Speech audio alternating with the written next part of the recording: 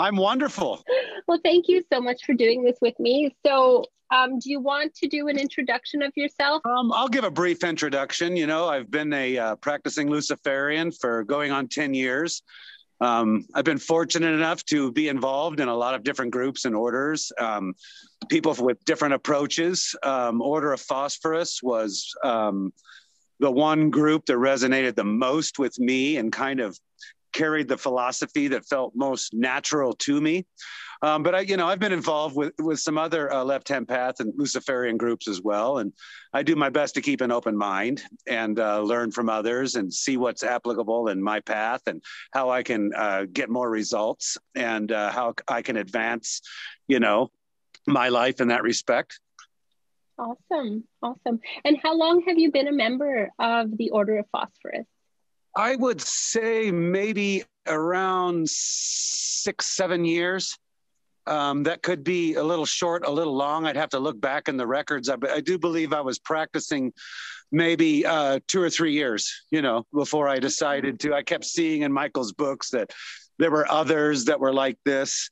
And, feel free to apply and get to know us. And I found once I started to get to know people online that it was one of the best, left-hand path groups as far as sincere practitioners and people that actually found results in their personal life.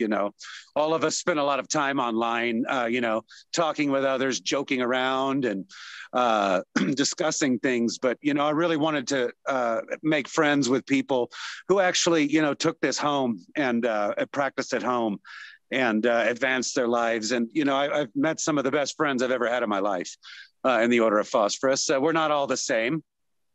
So the things I say today, not every member may agree with me or be just like me, but that's one of the things that I appreciated the most is the freedom and the encouragement to develop yourself as an individual, and not always necessarily have to copy somebody else or make what you do appear to be something like a cult of personality, Absolutely. So. Absolutely. Yeah, I feel the same way. That's what I appreciate the most about the Order of Phosphorus and this current is that not only are you expected, but you're encouraged to forge your own way and develop the path in a way that is personally meaningful to you. And all of us are unique individuals that, come from all walks of life. If you had us all in a room together, at first glance, you wouldn't realize what we may possibly have in common because we're all so different. But that's what we have in common, that we're different and we're striving to become more than what we are and to evolve on this path. And I really appreciate that with everyone so far that I've met in the Order of Phosphorus. Everyone has been pretty amazing, non-judgmental, supportive and encouraging of each other's practices. And I just think that's really awesome. Well, and, in the end, we alone bear, the responsibility of our choices and the consequences of things we decide to do. And, anyone who's taking this path seriously is going to learn that along the way, there's going to be mistakes and there's going to be triumphs and things that you win. And it really doesn't matter often, sometimes what other people think about that. And often at times I've found advice from mentors and fellow initiates to be very good and help me, overcome or challenge something that I'm dealing with. My life is not what it was like 10 years ago.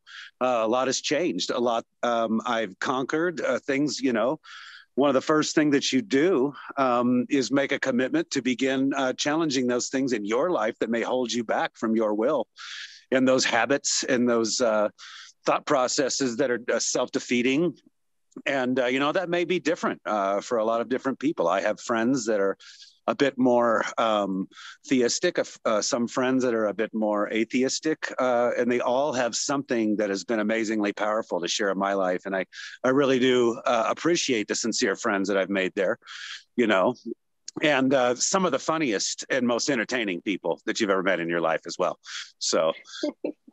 Yes, absolutely. Before we start the questions, I did bring my wine in a thermos. Oh, yay. Good.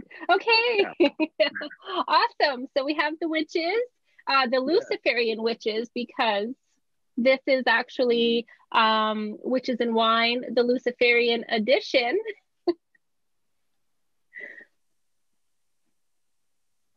And a toast to all my fellow Luciferian friends. This is Cabernet. Some of the best, my favorite. Awesome. Skull. This is brought, a Chardonnay. Olives and cheese. Oh, yes. Yeah. Nice. Awesome. Well, I am so grateful that you were able to join me today. I always love having conversations with you, and being able to have you on my channel as a guest is a real honor and a pleasure. Thank you for being here.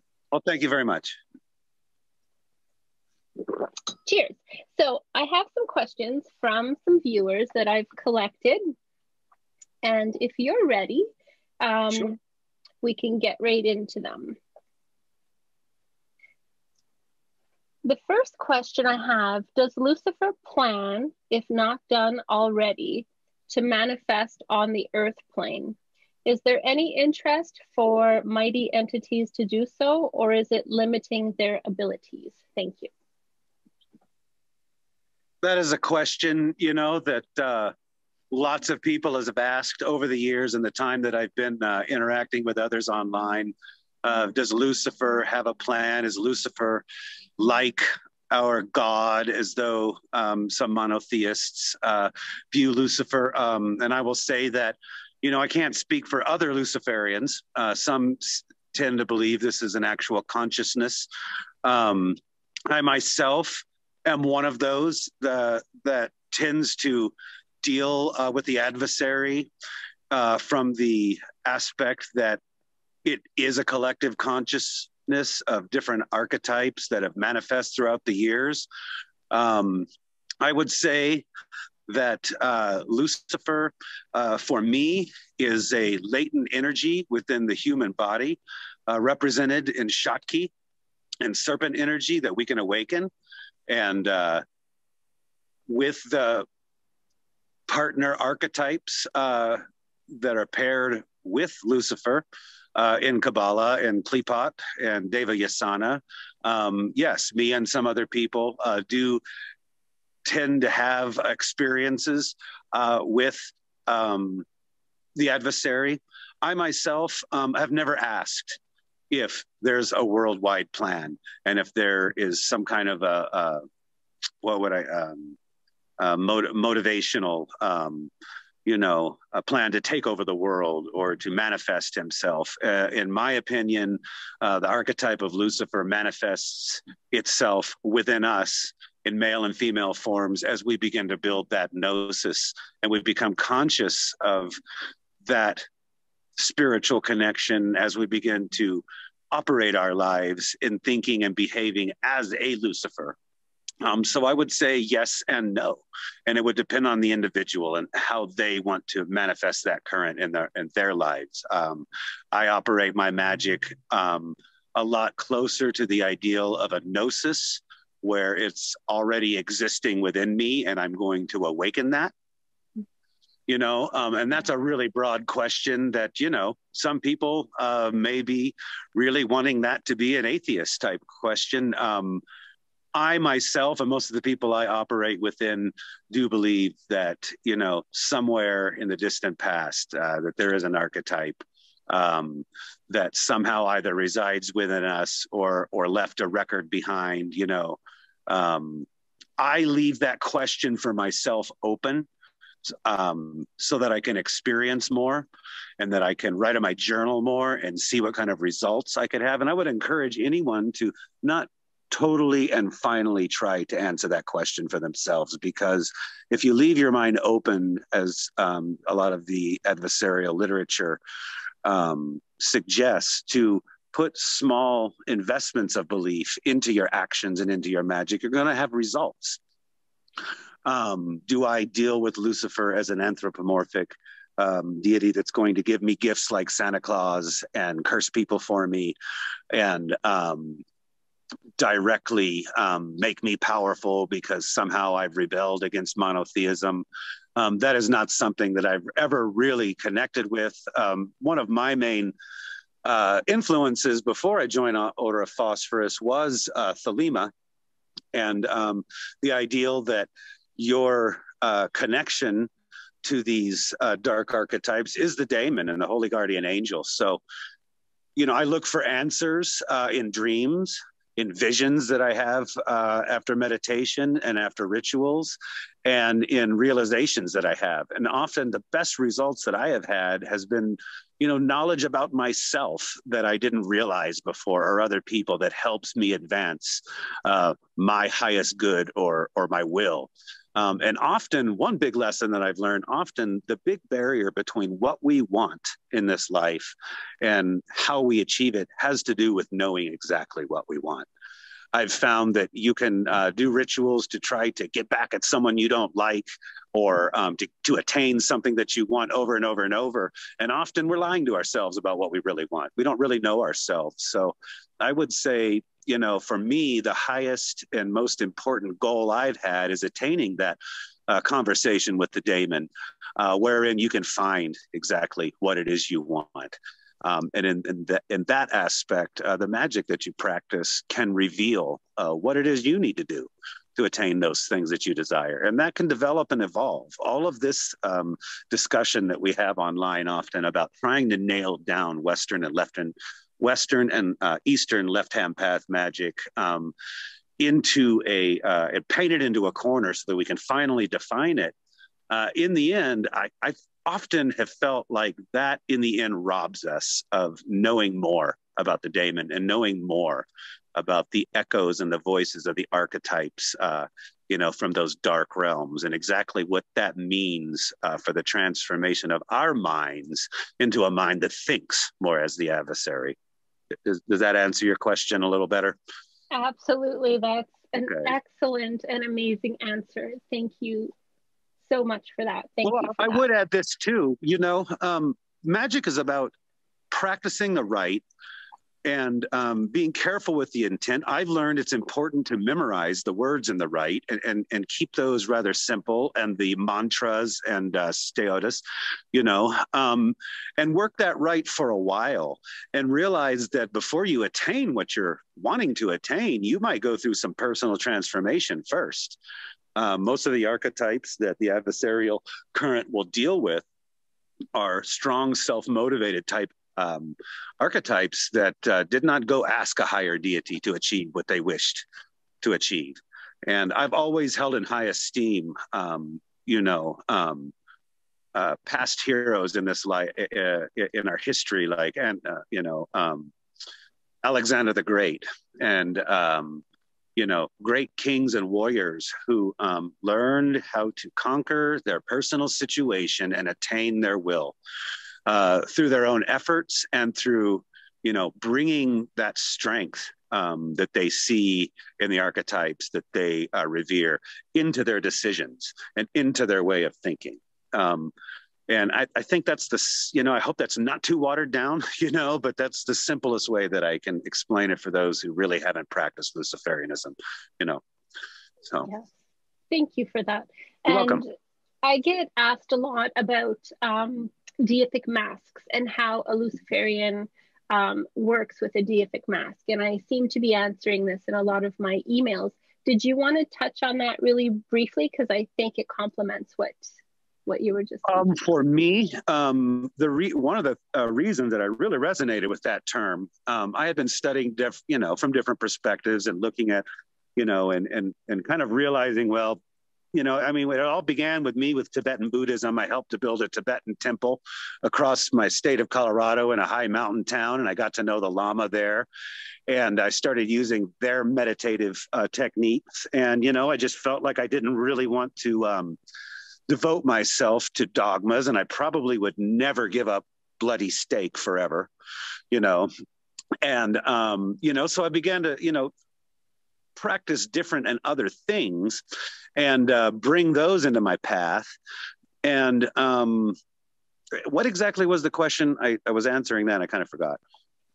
That's okay. It's about, I get asked a lot about deific masks. Oh, deific masks. Yes, that's where we come back. So with the Order of Phosphorus, language, the way a lot of the literature was written, especially in the book Necrominion, understanding the approaches of Charles Pace, I began to understand that often the archetypes that I was dealing with would take on and consume the personality and chi or ka of another god. So when I am working with some rituals, you are temporarily becoming and becoming that deity for a moment during the ritual, and getting your mind into a state where you're stepping into that mask and allowing your mind to experience what it is like to be that deific mask for a moment. And then after your banishing, or in the order of phosphorus, often I learned to forget and shut down the entire rite after a really enlightening experience, and then see later in the journal what type of echoes you get back from your subconscious and what type of voices. And I've found that often if you're patient and you put more time into your listening after taking the mask off, that's when your greatest answers will come. And be ready, folks, because sometimes the answer isn't something that you want. Sometimes we don't have what we want, and we're the one that's in the way. Sometimes we don't have what we want because we've made choices in the past that held us back, and we need to change that. Or we need to have the guts to step out and try something new, even if we fall down a little bit and look like a fool. But I would say in the last 5 years, and especially the last 2.5 years, taking the time to meditatively listen and write down your impressions after ritual, that brought me some of the best and most powerful results that, affect my life every day, So.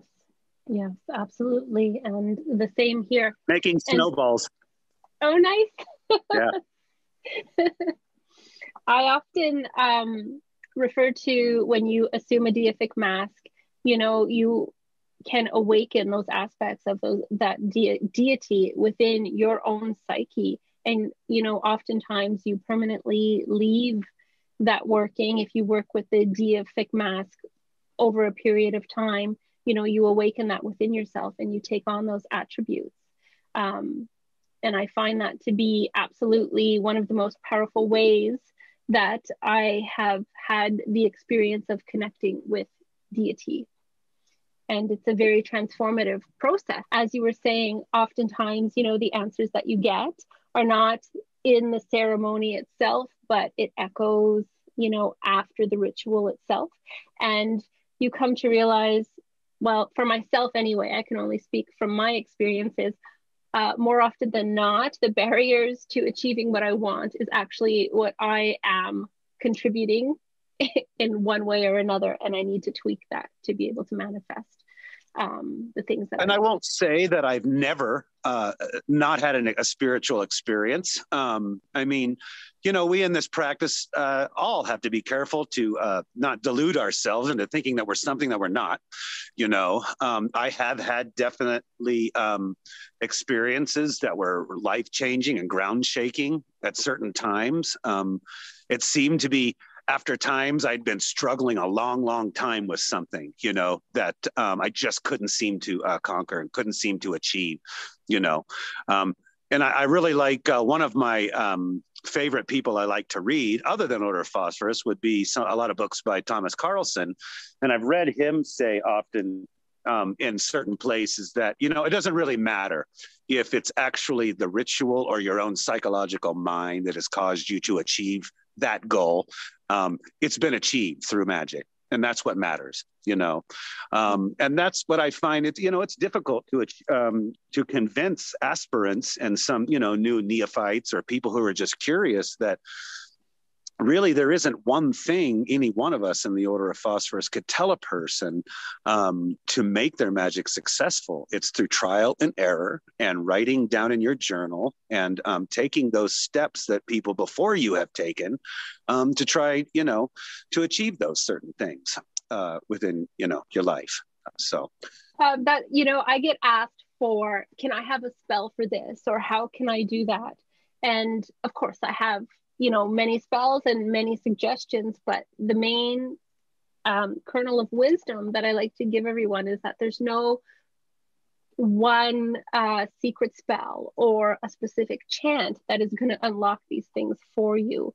It is you, investing fully in making this change happen, investing your belief and setting about it.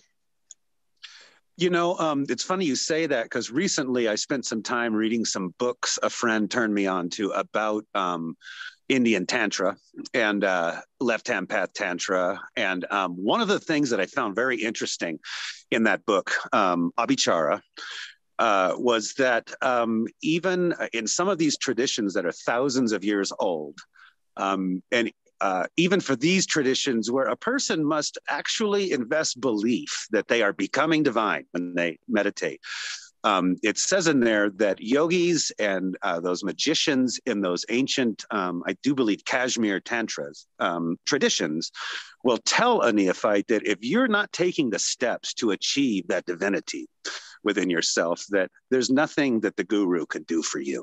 They can, put you mentally and spiritually and metaphysically on a path to your greatest good for your personal dharma. But we have to take those steps too.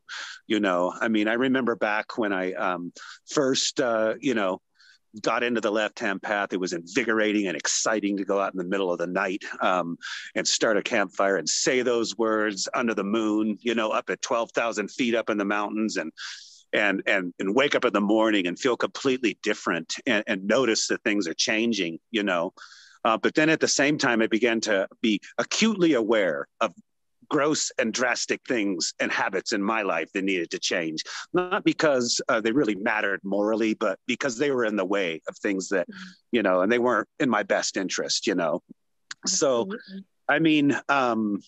if you look at even all of the stories of the archetypes that we work with, every one of them had to go through personal loss to achieve something and to have their name remembered, And I often sometimes, think and ponder this when I'm writing some of my poetry or creative writing, were they human beings at one time where songs were sung about them, like my ancestors, the Celts and the Germanics, people that achieved things had songs sung about them forever, and they were immortalized, and none of those things that they achieved came without personal sacrifice and without it being a willing to take a risk, to achieve that. So absolutely. I hope that helps somebody.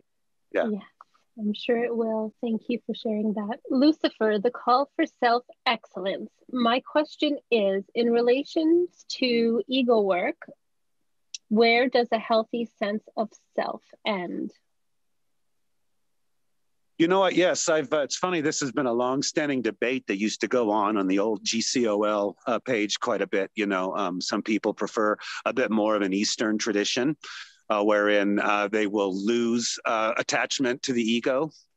Some people want to experience that permanently. I've kind of studied and practiced both aspects. And what I like about the adversarial current is the understanding that the ego, though it is a false projection of our personality, it can also be a tool, and it can also be a strong tool for us achieving the things that we want. So meditative practice of stepping out and stepping away from that illusionary connection we have to the ego helps. My aspect, my approach is to keep it in its, is to attempt anyways, none of us are perfect, but to attempt to keep that in check and not let those false things about ourselves that we think are true rule our entire, choice-making process. The meditative practice is so important, especially for neophytes, to kind of, as the Buddhists say, shut that chattering monkey down and stop emotionally and, making snap decisions as a result of those things that the ego say. And you begin to realize that it can be kind of a pet, where it can be used to help you in this life, and you begin to understand that, yes, our ego is something that is a part of us. Do I believe that everybody can always and permanently detach themselves from it? No. I think that it's, if some people choose, to approach their Luciferianism that way, I do know for myself, when I became a Luciferian, I liked a lot of the words from Michael Ford about making oaths to yourself to, not harm people unless, you need to defend yourself, and to not get into it in a way that, gives us this delusion that malefic behavior is what our path is really all about. I can say in 10 years, there's been very, very few times I've had to defend myself.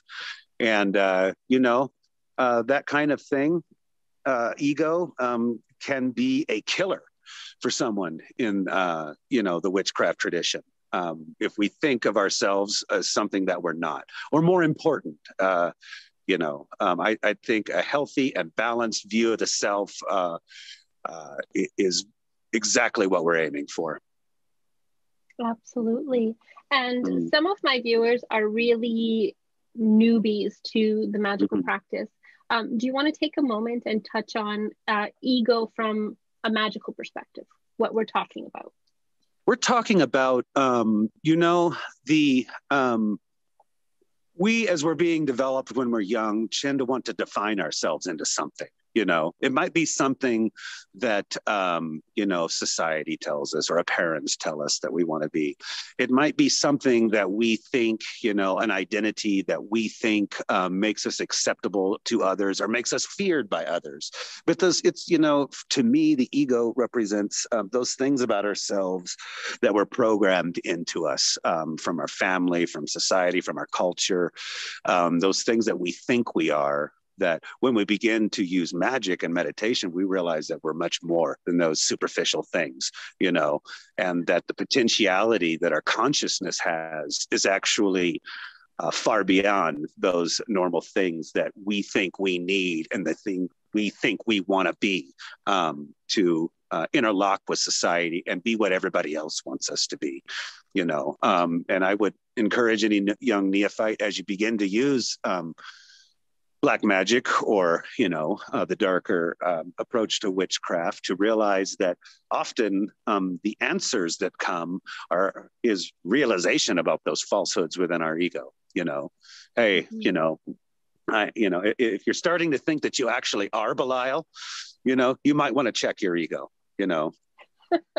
Yes, thank you. That's a great answer. Would there be a strategic objective for a Luciferian intentionally and without permission doing shadow work on a person? This is a big debate I've actually had with several friends, over the years with different, some people I knew from hoodoo and conjure traditions would be like, hell yeah, they do you wrong, to send it back, brother. I learned from my Luciferian tradition,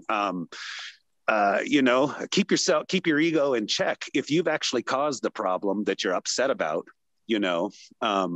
maybe the way to solve it is to change your behavior. There have been a few times and I've sent some negative energy back the other way, out of there being no other way. Has it been effective? Sometimes yes, sometimes no. But often our enemies, they can give us the clues to our ultimate victory in this life. Often those people that we don't like, those people that kind of rub us the wrong way, they can teach us clues about ourselves that actually weaken us. So the other answer to that question, because I think there's more than one answer to that question, would be, it depends. Morality in the left-hand path, in my opinion, is a relative personal decision. That depends on what's actually happened in your life. Are you wanting to, go somehow convince yourself that harming others for no reason is your motivation in life? Well, I think you might run the risk of some of that negative intent coming back your way. I don't really operate in that way unless it's absolutely deserved, and often I find that when I begin the process, if I'm upset or angry of thinking about doing it, my mind has kind of learned to begin to think about, have you caused this? What have you done? Does this person deserve what you're about to do? And then, some Luciferians, come at things from a more vampiric type of approach, wherein, energies are absorbed from everything around you, from animals to plants to trees to stepping into a personality to understand them so you could better get along with them. And some people just like to practice, darker malefic type magic. And, my feeling is nobody can get to me unless I allow it. You know, if I believe and I'm afraid about, if I fear and somebody can get to me mentally through their, you know, online chattering that they're using magic to harm another. You know, if you believe that, then maybe you are, you know, in a little bit of danger. But, you know, as far as I am concerned, you know, I do regular cleansings and banishings through meditation and ritual in my life. And, you know, the only people that can get to me are somebody who I somehow been delusioned into thinking that they can do that to me, you know.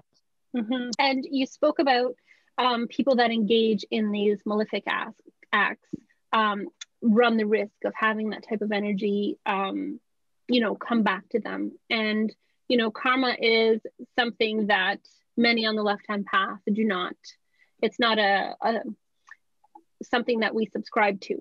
So do you want to explain what you meant with that? I don't personally believe in like a universal karma that could travel with you, you know, to other lives. And, you know, I just believe that if I'm somehow fooling myself into believing that I'm something I'm not, that my result is going to be negative, you know.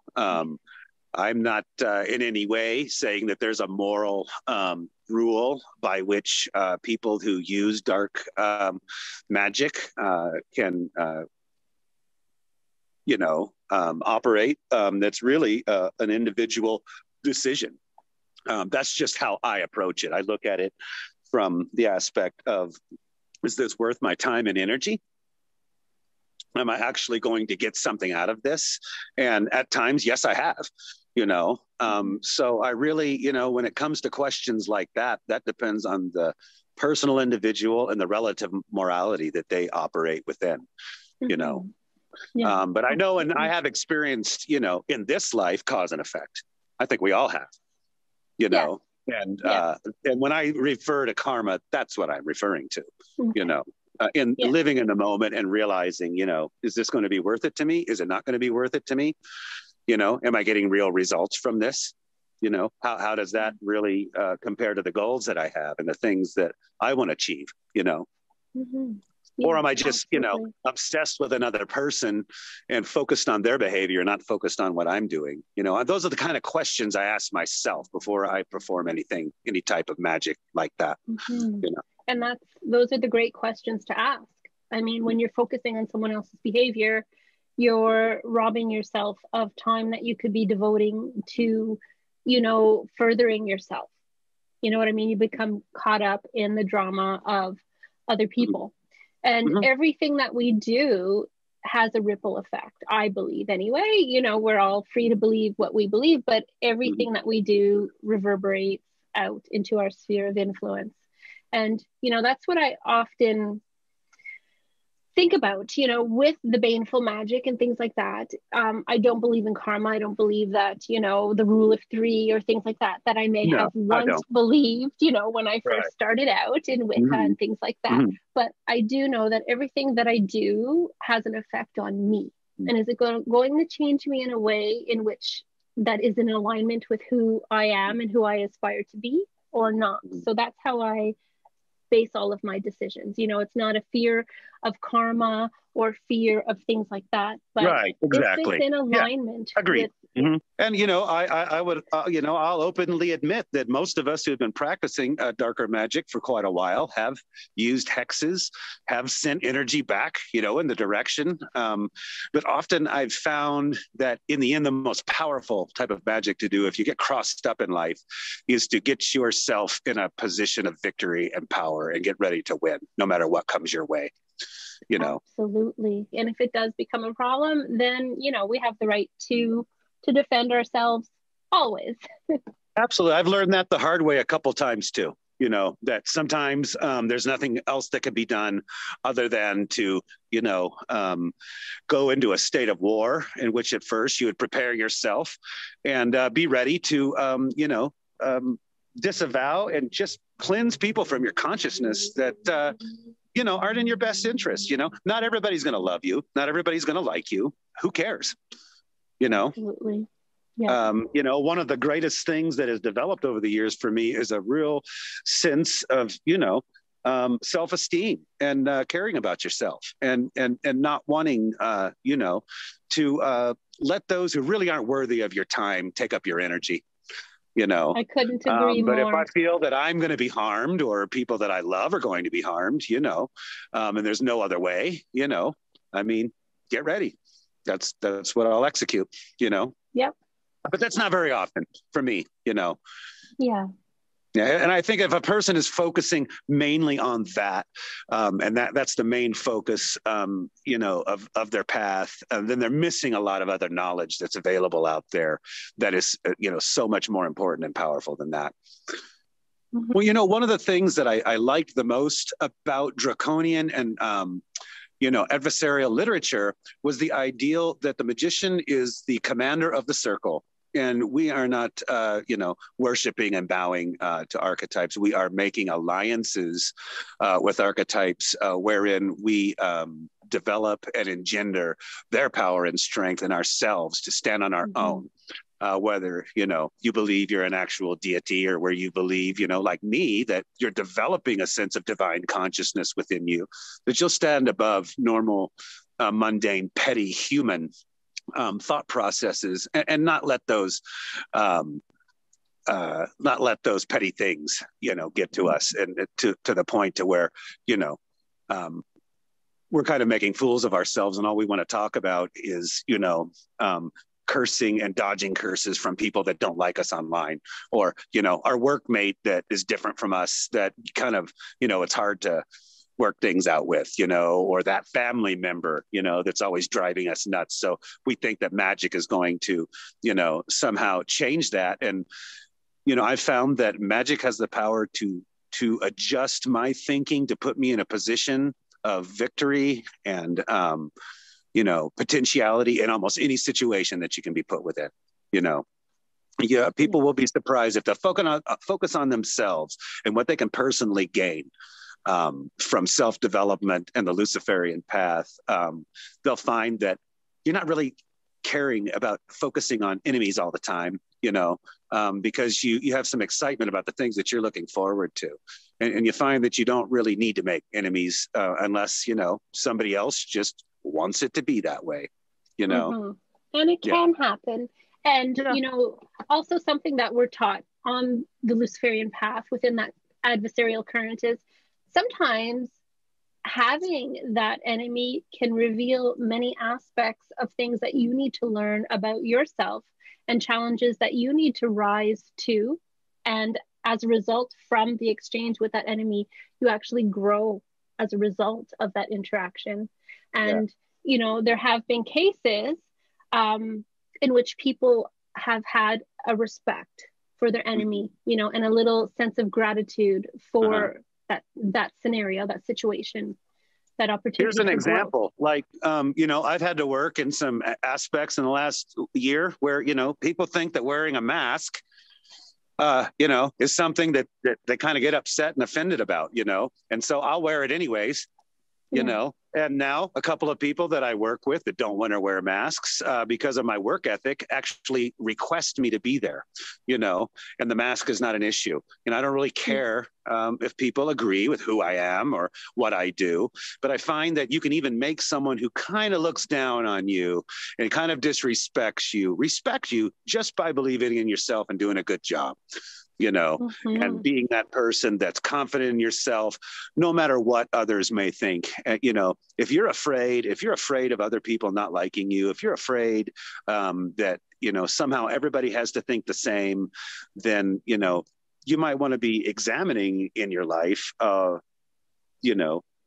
what you think the Luciferian archetype is about. Because, our path is that one of Cain, of one who leaves normal society and says, I'm going to do things my way. And I don't care if I'm ostracized before it. I'm going to put myself first, and I'm going to make myself to be like the first witch, and to say, this is what I think, and it's okay if I have to do it by myself, if I'm alone. Absolutely. Yep. Because that is what matters. Maybe you have these questions too. I get them a lot. What can I do? Is it okay to do this? Is it okay to do that? And I'm like, what resonates with you? What do you feel you Right. need to do? You know, people don't want to wear a mask, then that's, you know, their choice. I wear it because I think, you know, doctors are going to be telling the truth. And I mean, that's get politicized, but, you know, my point wasn't to bring up a political discussion here, but my Mm-hmm. point was to say, you know, you know, sometimes our path, you know, has to do with being yourself, even if you're not always accepted, and that's okay. If that really makes you angry that people don't accept you or like you for who you are, then start looking, you know, into your scrying mirror, you know, Yeah, and try to find out why that's so important to you, you know. absolutely. Yeah, I have Absolutely. friends, you know, in my life that are the exact opposite. I have family members that I love. They're the exact opposite of me. I get along with them. I have family members that are a lot like me. You know, we have enough to do in this life without constantly finding a reason to be, you know, at odds with others and demanding that they agree with us and be just like us. You know, I couldn't so agree more. I get along with everyone, and my yeah. philosophy is always, you do you and I'll do me, and Yep. that's that's all you can ask of another person, especially someone that you care about or a friend or whatever, that Yeah. they just be them and allow you to be you. And it's not up for debate. It's just a fact, Yeah. I'm You know, me and you're you. when you're confident in yourself, it just becomes very, very easy when you meet a person you don't like or you just don't jive with them to go, well, okay, goodbye or whatever, you know. You know, I mean, I save, you know, there's a term I read in one of the books about as the serpent coils, you know, and how a serpent doesn't really strike out of ego, but strikes out of self-defense or when Yeah, it's hungry, you yeah, know. So I mean, once an individual can achieve, you know, a portion or a segment of individuation and have an isolate consciousness where you know, you're comfortable being alone, you're comfortable with yourself, and you're comfortable whether people love you or hate you or whatever, then you can decide to ask yourself, what is my will? What do I want to achieve? Or maybe what I wanted last year has changed. mm-hmm, You know, maybe I want mm-hmm. to achieve something new. One of the things that I started doing years ago was trying, which I'm not involved in now because of COVID, but is trying to finish my English degree and put more time into my art and writing and things that make me feel, you know, good about myself, you know. And I would encourage any young, you know, new neophyte, you know, to get out and make sure you try to walk and exercise and find those things in life. You know, one of the things, you know, find those things in life that you find are going to bring you up. One of the things I loved the most about some of the first occult books I ever read was the ideal in the equinox, in the old Aleister Crowley equinox books, of taking the time to learn a new and classical music genre and learn a new language and you know, stretch yourself and challenge yourself to do things you know, that you wouldn't normally do, that you would normally say, well, that's not for me, I'm not good enough for that, you know. Those things really do change and shape how you think and how you interact in this world. And I, you know, I can't stress enough the importance you know, to new people into, you know, before you get online and ask people like me or Maggie or other leaders like exactly what you want to do, you know, answer those questions in your journal and in your meditative time and put time into that. And don't be in a big hurry, you know, to say I'm a magus in 6 months, you know. Yeah, This is, you know, just like the ancient mystery cults, you know, orders are places where you learn to bring out, you know, the gnosis of who your best self is over and through time. And it's going to take time, absolutely. you know. Absolutely. And when you have results from ritual, you know, record that in art and music. If you're a musician, if you're a dancer, you know, if you're a, you know, artist, you know, record that. You know, there's no reason that your results would be any less important or powerful than any of us in the Order of Phosphorus or other well-known names, you know, out there. And until next time, I wish you dark and wild blessings.